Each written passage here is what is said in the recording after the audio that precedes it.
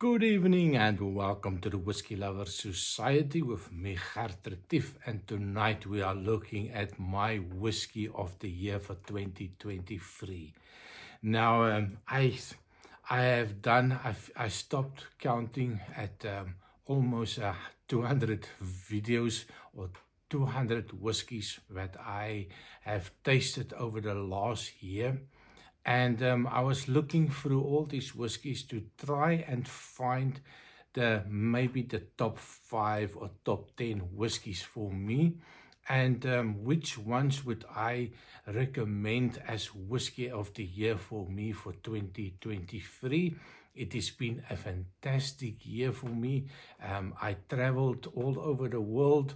I had an opportunity to taste so many whiskies. I can also say thank you to this online store that I found here in Belgium that give me an opportunity to taste so many whiskies, and of course at an affordable price.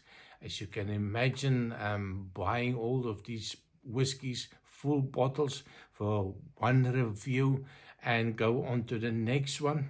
Well, that is why at the back I have a lot of open bottles that I don't get the time to go back and drink and drink and drink. I am not a big drinker for the people that thinks I am. So yeah, that being said, whiskey of the year. Now, it is really difficult to go through all these whiskies, go through all the reviews, try it again, see if you can find something different, giving a time in a bottle, time in a glass, the changes that happen over time. So picking something that really makes you excited. Consider how many whiskies I've tried. It is very difficult to pick something, and the memory is not so good anymore, and sometimes the one that is maybe done 6-7 months ago might go to the wayside, and you cannot really remember how good it was. Having said that, and going through all the whiskies that I've tried over the past year, I made a couple of picks that I think is just fantastic. The first one will definitely shock a lot of people, Octomore. Now, I am not a big fan of peated whiskies, Lefroy, Ardbeg. Some of them is also a little bit too much for me, but for some reason, when you put that overly peated whiskey in front of me, like the Octomore, it is just a different kettle of fish for me. It is just fantastic.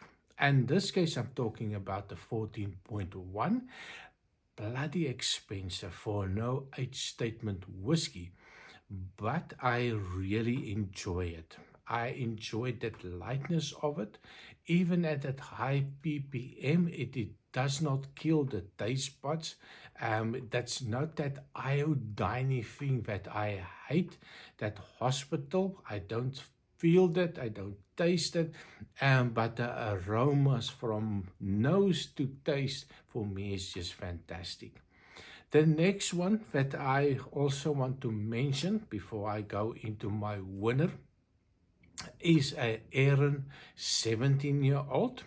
Now, a lot of people are going to say I'm biased. Yeah, well, my bias is showing, and but the 17-year-old for me was absolutely a well-rounded whiskey and gave so much flavors out of it. So that is the two that I would like to mention.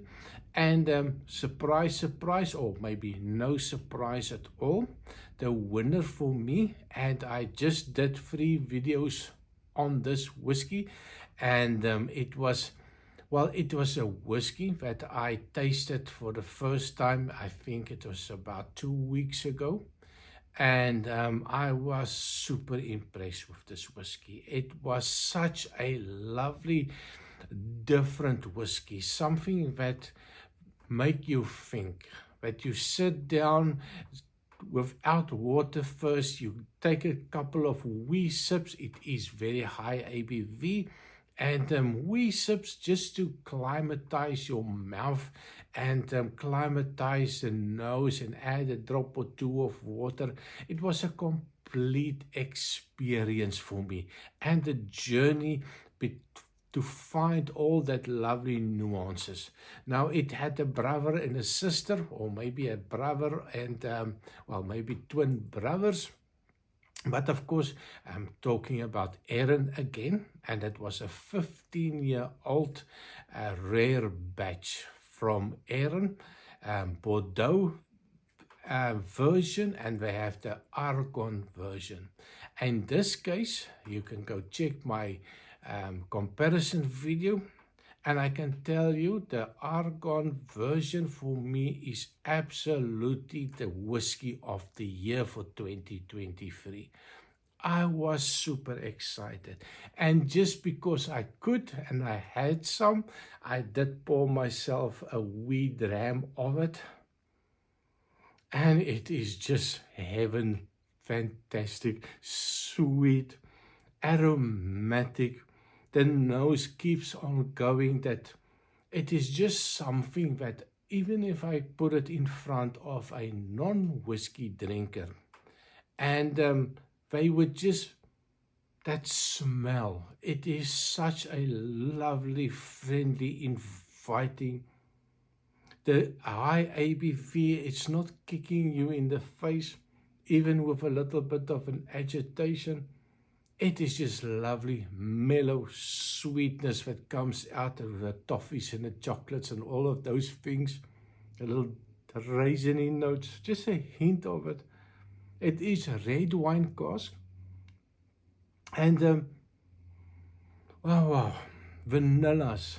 Loads and loads of vanillas coming out. And who can resist a fantastic smell of vanilla? So that, my dear friends, is my whiskey for 2023. And I would encourage you, if you have the money, 170 euros online store here in Belgium.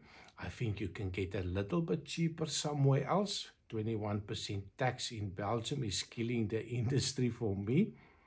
But I can tell you, if you want to find something that's Christmas worthy, find something that is just lovely on a nose and taste, something that's high ABV, that you can decide on how you want to drink it. If you want to add a drop of two, a teaspoon, or half a glass of water, it's up to you. You have that ability to pick a perfect way to drinking this one. Natural color, non-chill filtered, ticking all the right boxes. Let me know in the comment, what do you think? Merry Christmas and all of those lovely season greetings. And I hope you have a fantastic time with your friends, your family. Well, yesterday it was snowing a little bit here in Belgium. I was super excited. Well, a couple of snowflakes didn't make winter.